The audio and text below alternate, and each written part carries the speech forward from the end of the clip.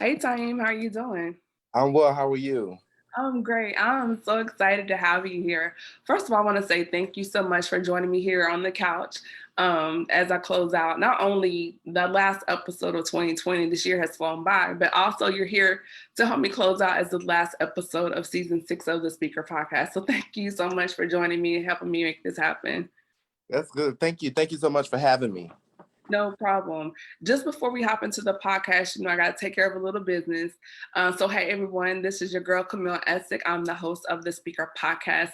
Tonight, I have my brother and friend, Tyheim Clark. He is known as the Childcare Whisperer.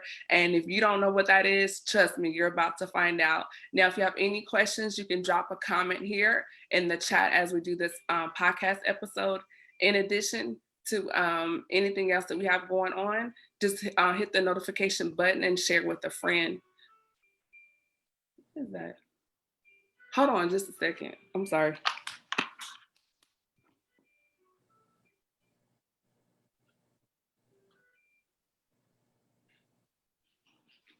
So, sorry about that, y'all. That was my notification letting me know that I had an interview with Tyhem. But anyway, I'm so sorry about that, you guys. But if you have any questions, like I said before, just drop a comment here, click share, like. You can also follow me online at www.camilleessick.com or on Instagram at camille.essick. And with that being said, we're going to go ahead and jump into this interview with Tyhem Clark. So Tyhem, for those that are not familiar with you, let the viewers and the listeners know who you are and what you do. Okay, I am Tyheim Clark. As she stated, I am the owner of the Childcare Whisper LLC. That is a business geared towards helping childcare centers be the best that they can be. I also work in the field currently. I am the director of curriculum for a childcare center, and I'm just all around, here to help children and families better themselves. I love it. And for those that are not familiar with you and would like to connect with your services, are you located in Atlanta or like what region are you in? I am located in Atlanta. Based on different services that I offer, of course, I'm willing to travel anywhere, and we can do virtual sessions. Awesome. Great. So for those that are not familiar with exactly what you do, what is your source of inspiration? Because we don't really see a lot of Black men involved in early childcare education. And just thank you so much for just being a representative, because I think it's so important for children to see a strong Black male or the image of a strong Black male in the classroom. So what really piqued your interest, Tyhem, to get into the field of education? So I come from a history of caring for children. My grandmother has been a foster parent for over 10 years, and she currently still is. My mom was a foster parent also, and she also owned her own childcare center. So when I was growing up, all of my life I always said I only wanted to be two things. It was two things. It was either a judge or a teacher. My mom told me I would be too biased for a judge, so I decided to go with the teacher. So, of course, when I went to college, I majored in early childhood education. It just became natural to me. And ever since then, even me being in Atlanta was a strategic move by God, because I never wanted to live in Atlanta. I never ever wanted to live here. Where do you Um, want to go? so I wanted to do either Texas, or I wanted to give New York a try. Okay. Um, I've lived in Charlotte, so I wanted to do either one of those. But it was strategic how he did it, and when he did it, I immediately got into the childcare field, Mhm. and that point on, it's just been up since then. Awesome. I love it so much. And I know dealing with kids, especially small children, can be so stressful. So after the day is gone and you lock the doors, what does Tahim do to recharge and unplug, and the benefits of doing that? Tyhem immediately goes to the gym, from work to the gym immediately, um, and it works for me because it is a therapeutic tool for me. So I can go in the gym and I'm absolutely angry, and by the time I leave out, I'm perfectly fine. It's just something that I do that helps me unwind and relax from the day. He said, angry. The kids, do they try you? No, I don't have that problem. Most time in establishments that I've been in, teachers will say, "Well, if you don't behave, I'm going to get Mr. Clark." So it doesn't. I don't really have that problem with children trying me. And I love the name Childcare Whisperer. What gave you the idea to come up with that name? I didn't come up with it. So the lady that I worked for when I first started out in this field, her name is Miss Ugia, who I now call my second mom and my mentor, because every step of the way she's been there. Even with opening my business, it wasn't the original name of it. It was I'm the director of help, because the business is designed to help directors in their childcare center, directors or owners. And of course, after talking to Mark, and Mark Coley was like, are you headsprung of this name? Is that the name you really want?" And I was like, yeah. But after that, I was talking with Miss Ugia and trying to come up with different names. And her husband actually said the childcare whisperer. And I was like, okay, that makes sense. Because when you think about the dog whisperer, you know, the dog is there to train he's there to train the dog and so forth and so on. So I went with that. I liked it. That is cool. And it stands out and it also attracts attention. People are like, what is that? And then Mhm. from there you can instantly plug and pitch your business. Yep. Yeah. Cool. So with that being said, we know we've heard so much about education, remote learning during the pandemic. A lot of people that are underserved, living in underserved communities, they may experience difficulties connecting to the internet or Wi-Fi. So can you kind of, what we're going to do now is just kind of touch on at least what you've seen. What do parents deal with during the this time of pandemic and just the virtual learning and how to deal with that frustration and pretty much surviving that gap between the classroom being at home. And sometimes we see, you know, parents that need support or reinforcement, particularly even teachers. So can you kind of touch on what parents really need to realize when they're the main source of education for this child now and the teachers now become more secondary? I think that this is a time, I really think that it's a blessing in disguise, because oftentimes when you are working with children and you try to tell parents, well, Sam may need help in this, and he can't really do this. He don't really know the sounds of the letters, so forth and so on. Parents are sometimes in denial. Oh no, he knows this. He says it at home. But it is true that when they're in the element of school, that he or she may not know that material. So I think this is a time for parents to really sit back and examine where their child or children are as far as it pertains to their academics. Um, and not only see it but acknowledge it and get him or her the help that they may need. That's really one big thing. Am I a fan of virtual learning? Absolutely not. But I always believe in pulling out the positive out of a bad situation. Yeah, I think I've seen a lot of parents. At least I watch some of the videos. I'm not a parent, but I've seen some of the clips where the parents are like super frustrated and they're like, "Well, why isn't the teacher doing this or that?" And they really have to understand the teacher cannot physically be there anymore, and the teacher becomes the bridge or has always been the bridge. But it's super important for the parent to reinforce what is being taught by the educator. I think a lot of teachers have a lot of responsibilities placed on them. You expect this teacher to be the guidance counselor, the social worker. Some of them are being almost like therapists, and they have to break through all these layers because kids are dealing with so many things at home, and now they're in a classroom setting, and now they're having to break through all these distractions. You even have kids that are hungry, and Mhm. so if they're hungry at home throughout the school year, now we're in a pandemic, I can only imagine what that child is dealing with if they're at home for the last 10 months, hungry and now trying to learn. Right, right. It's definitely a bad situation for the kids that are in those environments. If one can afford it, I would recommend taking them to a childcare center, because many childcare centers over the world have implemented a virtual learning classroom where kids can get those meals. They can still get those social skills that they need or that they obtain while they are at school. So I really would encourage that, because they need that. They need to be still around children, and because they learn off each other. But parents have to understand that they're not the only ones that's overwhelmed. Teachers are overwhelmed also, because now they have it where some can do virtual and some can go face to face. So now they're basically teaching the same material twice on two different platforms. So it's just it's a a hard situation for everyone. And I just think that at this time more than ever, that parents have to work with their child's teacher. It's really, this is a time for it where it's really called for a team effort. It's not anymore a drop off and leave and come back, when school is over situation. You have to really build a team with your child's teacher. Yeah, I totally agree with that. We have some people joining us.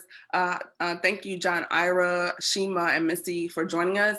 Be sure to like and comment. If you have a question or comment, be sure to drop it below. And also tag someone, tag a friend or a parent that may be in the space of the pandemic and learning with their child at home, and share as well. So if you're not familiar with Tyheim Clark, Tyheim is the founder of the Childcare Whisperer. He's there in Atlanta, Georgia. And at the end of this episode, we're going to also allow him to share his information. So if you have any questions or tips that you may need to assist your child with learning at home, you'll be able to do that. So thank you, Tyhem, for joining us.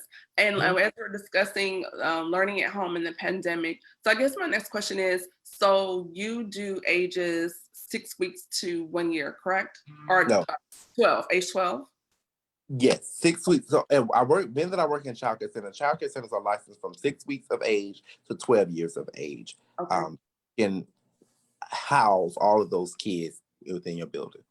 Awesome. And so with the kids that are between 6 weeks to 4, going on 5, and they're entering the elementary education phase, can you let us know some of the things that you see that are issues, like red flags, and then also things that parents can do to assist in preparing this child as they enter the academic atmosphere and go to kindergarten? So one thing that really saddens me, that I really want to speak about, is acknowledging when you see signs of autism or ADHD or things of that nature. It is really, really important, because early on you can help the issue. You can get the child help, and they try to work through it, and they live successfully with that, whatever it is. So really, that's one thing that I really want to push, that people learn to acknowledge, because oftentimes parents see the symptoms, but and that's why I'm an advocate for childcare, because if a child is home, when you see a child saying instead of you making that child say it, you will go get it. That's quite natural. You'll go get it. But in childcare, we say, well, use your words, and then I'll go get it for you. But at a certain age, they should no longer say, they should be using their words. But if you don't acknowledge that that is an issue, then they can't get help. They can't move on from it. So definitely those things. The main thing is, a lot of people put a lot of stress on kindergarten, but entering in kindergarten, teachers and state really want you to be emotionally stable, meaning that you're not having your crying fits anymore. You're out of your pull-ups. You're emotionally ready for kindergarten. You're emotionally ready, because kindergarten, you can pass or fail. So you're emotionally ready for that next chapter. Of course, you need to know your simple things, such as your ABCs and how to hold your pencils, all of those fine motor skills. But they want you to be emotionally ready. Okay. And Misty said, thank you, Misty. She said, as a special educator, she agrees and believes that early education is the best education. Mm-hmm. So thank you for that. And those that are not aware, what are some of the other signs to look for if they believe their child may be autistic or have some type of other um, disability, or something that may interfere or slow the learning process? It's really simple things that most people just overlook, such as, like, if your child gets overwhelmed by a lot of noise, if your child can't take certain colors, even the way your child speaks could give a sign of autism. The way your child walks can give a child a sign of autism, because what most people don't know is, when you find a child that walks on his or her tippy toes, that's a sign of autism. If you see a child that holds their fingers and they do this sometimes, that's a sign of autism. Although it's a minor sign, it's still a sign that needs to be addressed, right?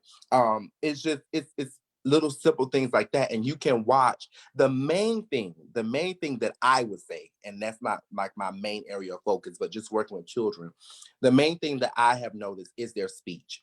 Mm-hmm. At a certain age, children should begin. I have 1-year-olds now at the center that I work at now that can form complete sentences. Wow. 2-year-olds that can form complete, like we can literally have a conversation just like this. Mm-hmm. So once your child has become 3 and 4 and they're not able to articulate a sentence, not where, because oftentimes parents can understand their child, so they say, oh, there's nothing wrong with them. But if other people have to say, huh, what is it about your child, then that's something you need to look into, because that's a sign that something is wrong. But the speech, the hands, the noise, too much noise, those are just the minor things that send off signs of autism. Okay. And then also too, I know we're in a society where everything is very in your face.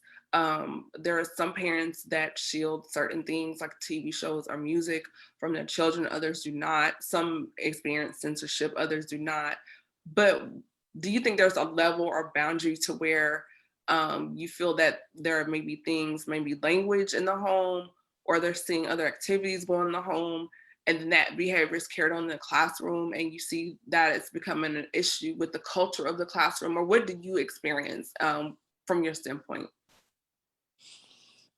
It does have a lot to do with what's going on at home, but what I've noticed in my years of doing it is that, with all due respect, parents aren't really parents anymore. Mm-hmm. So many parents are, oh, I don't want to spank my child because it's going to cause this, or this may happen because of that, and so forth and so on. But my mom told me something years ago. She said, I raised my children where if something was to happen to me, someone would want to take care of my children. Mm-hmm. And oftentimes when I'm dealing with children, I literally look back and I'm like, did you really just get away with that? Like the other day, a 15-year-old said, called her brother, who is 5 years old, an a-hole. And the mom was just went on like it was just normal. I, to this day, don't want to curse in front of my mom.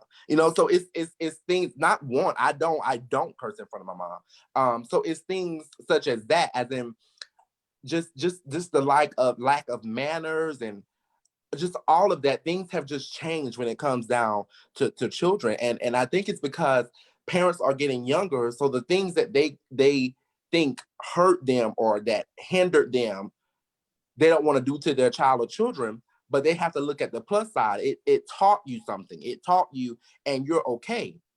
I believe that children should have manners, especially when speaking to an adult. I don't believe that a child should look at you and say yeah and no. That's just not what you do to an adult. You don't interrupt an adult conversation. That's just so. It's just those things have completely changed as far as children over the years. Even for me, and I'm not even that old, but I can look back and I can see like, wow, you really, your mom really, she's okay with that. And it's mind blowing to me. Yeah, I think a lot of, at least from what I've seen, like I said, I don't have kids, but I've seen a lot of people that try to live vicariously through their child because they feel like, well, they missed out on some things. So Mm-hmm. they go way left or way right with their kid, or they're exercising some personal traumas through their child, or Right. they're going to be their child's best friend. And I'm like, are you really equipping them for life? And I understand that you have to teach your child about life and what's right and what's wrong. But I think there should be some type of discretion, because I this is just me. I feel like kids are exposed to too much. And like, well, I don't want my child to be dumb. I want to school them on everything. But at some point, the child is a child. And I feel like you should let the child, he or she, have their childhood. They have the rights of their life to be grown. But what about just letting that kid be a kid? And as long as you can, not having them dumb out here, but just shield them from some things as long as you can, because that innocence, once it's taken away, it cannot be restored. It can. It can. And I think the Bible says it. Well, I'm not I think the Bible says it the best. When I was a child, I acted as a child. But when I became a man, I put away those childish things. And it's just that simple. It's about parenting. And when you asked me, when you said about in the classroom, I said that because people have to realize that when your child is in the classroom, that teacher hands are tied. She can't spank him. She can't do anything else. So what she's going to do is, he or she is going to do is send him to the office. After so many times of sending your child to the office, he or she is going to get labeled at that point. So it's a trickle effect. Like if you just handle this at home, although you may not agree with it, teach it to your child. If you don't think that a child should have manners, still teach it, because you don't know where your child may end up at. You know what I'm saying? The things it's just crazy to me. The things that I see children doing now, even at a young age, it is so crazy to me. The other day, right here, a child was leaving, and the mom and dad said, "Put your coat on." She said, "No."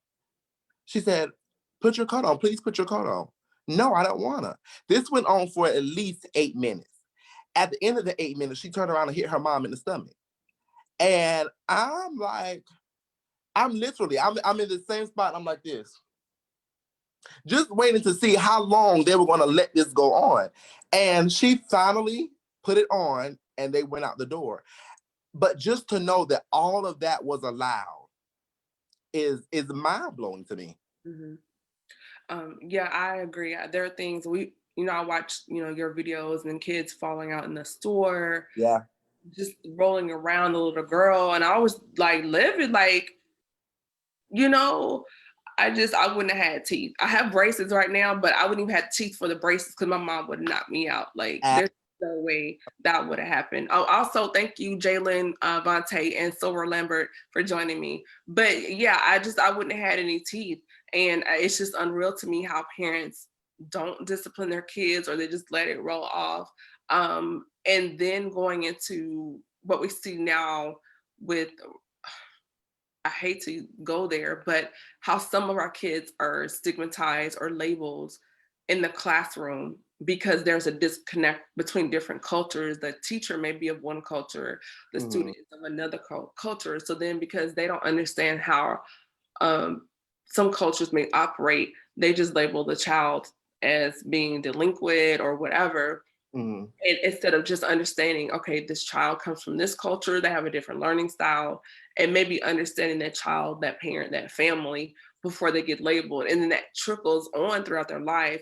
And then before you know it, because, schools that keep records, and by the time the kid gets to high school, they have paper on them saying, oh, this child is disruptive, or she is this, when that might not even be the case. And a lot of times when I've heard friends of mine that have kids, it's not that the kid is bad. The kid actually is very intelligent and they're bored. The schoolwork is actually 2 and 3 grades behind where they should be. And they actually should be, doing homework on another level, but no one tested them to see if this child is gifted. But because their complexion is different, their intelligence gets ignored.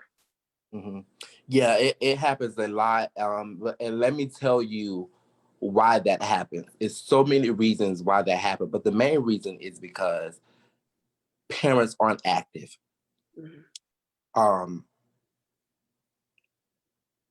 Once again, it goes back to me saying you can't just send your child to an establishment and then walk out the door and go home.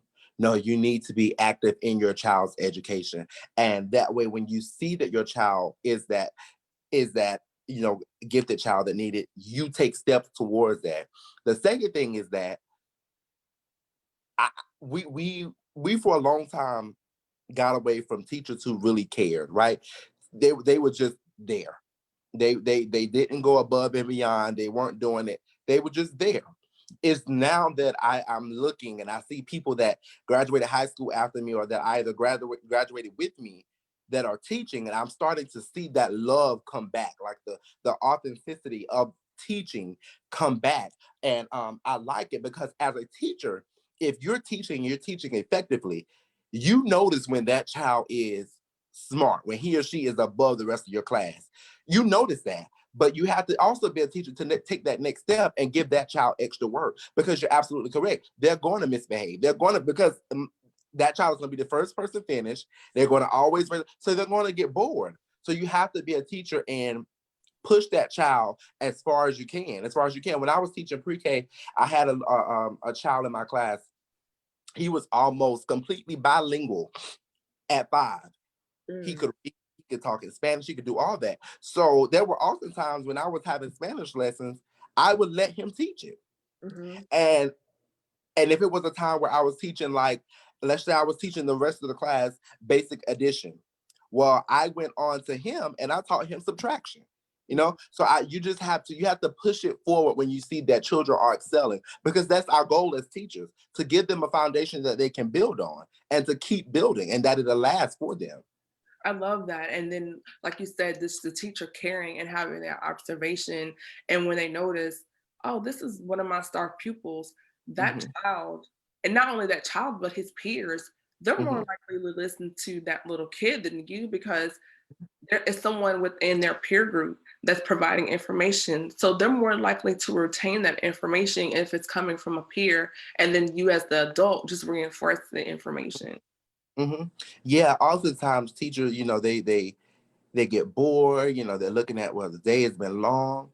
But if you're really interacting with these kids and you're giving them time to express themselves and learn, you have no idea the level of how your behavior problems will go down, how your children will begin to learn more, because you're including everyone. You're including everyone when you call out a child to come speak or to come read or to come teach what they've learned, you're including everyone. They want to be included. So yeah, it's just it's an art to it that you have to be willing to do. I love it. So do you have a teacher that inspired you, Tyhem?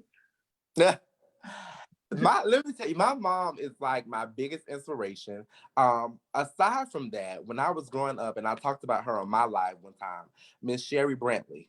Oh man, I love Miss Brantley to this day. To this day. And the thing is, Miss Brantley is still teaching. She's still teaching. And what she taught me was that um I'm from South Carolina, I'm from the country. So she had this saying, she said, Mr. And she would always call us Mr. or Mrs. She said, Mr. Clark, she said, you can lead a horse to the trough, but you can't make him drink. And what that simply means is that you can give the person the material, but you can't make them learn it. You can't make them take it in. You can't make them apply. You can't make them anything. Your only job is to give it. Now, can you make sure that the way you're giving it is right for them to receive it? Absolutely. But you can't make them receive it. And she was just she was just all in. Like, you could tell that her heart was in it. She never forced you to do anything. And if you fell asleep in class, she let you sleep. I'm not waking him up. If when he get it up, he'll get it. As far as like projects, she would give us projects and she would tell us, well, if you don't get up and present this project, you might as well say you failed the project.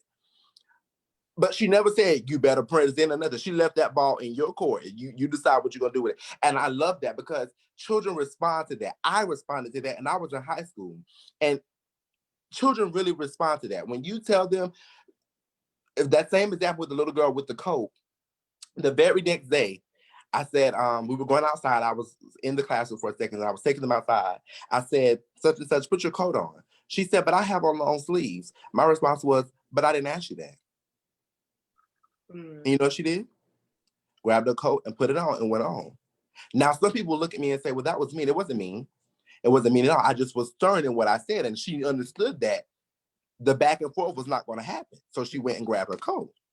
So it's Miss Brantley and my mom are my biggest And I inspirations. think too, by you being a male in the classroom, because, and I hate to say it, there's so many children now without a male in the home, they also respond differently to male authority in the classroom as well. I, I can agree with that 98% of it, because I've been in buildings where female teachers get the same respect that I get. Mhm. The problem is that, or the key to it is, from day one, start out the way you want it to be on day 300. That's the key. You set your rule, you set your tone. They know how to act with you. They know how to behave with you. And that way you don't have to correct that again. Now, and even when you get new students, your old students will teach them, no, we don't do that in here. That doesn't go there. This is not how that happened, because you've already set that tone in your classroom. The problem is teachers go in and they try to be nice and friendly. And I'm not saying be mean. That's not what I'm saying. I'm saying establish the boundaries in your room. It's just like a relationship. When you get in a relationship, you have to establish those boundaries while you're getting to know each other. Once you get to that point, you have to establish that. It's the same thing with children. You're building a relationship with these children and those families. So therefore, you have to establish those boundaries and what you will and will not accept. And teachers fail to do that. And then when things get out of hand, that's when they try to do that. And it's hard. My pastor would always tell me one time, he said, it's easy to cut a tree down when it's small as opposed to when it's big and full grown. Mm-hmm. And that's the situation that most teachers find themselves in. I like that. That's a really good saying. So if there's one thing, or I will say this, give us 3 points for those that may be watching that are parents with small children at home, 3 key nuggets or takeaways that you could give to parents right now dealing with the situation of remote learning during COVID-19 and the pandemic? My first nugget would be to be patient. My second nugget would be if you have or if you're able to put your child or children in a childcare center, put them in a childcare center so they can still get what school offers to them, not only meals, but the social development and everything of that nature. And also, the third nugget is while you're with your child or children and you see them learning, acknowledge what you see. If you see that your child is struggling in this area, acknowledge that and get your child some help. So yeah, those are my 3 things. Thank you so much. And do you have any future projects or what's next on the horizon for you? I do have a future project starting next year. I will be in the process of opening up my own childcare center. Okay. So that is on the rise. I've been really quiet about it. Only a few people know, but that in the works, and it is definitely going to be a center of learning, and building. For everyone, not just people that look like you and I, but for everyone. Just learning and rebuilding and teaching character above everything, because I think that's what a lot of the world is missing now. Not just with Black people or white people, just people in general. They're missing good character. I totally agree on that. I'm so excited, and when you do that, I would love to have you back and let's talk about it. Absolutely. So Tyhem, for those that would like to connect with you, if they have any questions or want help, where can people connect with you on social media? I can be found on Facebook and Instagram at The Childcare Whisperer, and my website is thechildcarewhisperer.com. Awesome. Well, thank you so much for joining me. For those that are tuning in or listening, thank you for joining us. I hope you got something from this tonight. I hope you all have a blessed holiday and a happy new year. Be safe out there. Continue to wear your mask and wash your hands and practice the social distancing. And with that being said, this is Camille Essick as we close out season 6 of the Speaker Podcast. New episodes will resume beginning January 5th on 2021. I've got some heavy hitters coming through. So if you haven't, you better click, like, share, subscribe, and catch this because you don't want to miss it. You guys have a blessed night. Good night. Good night.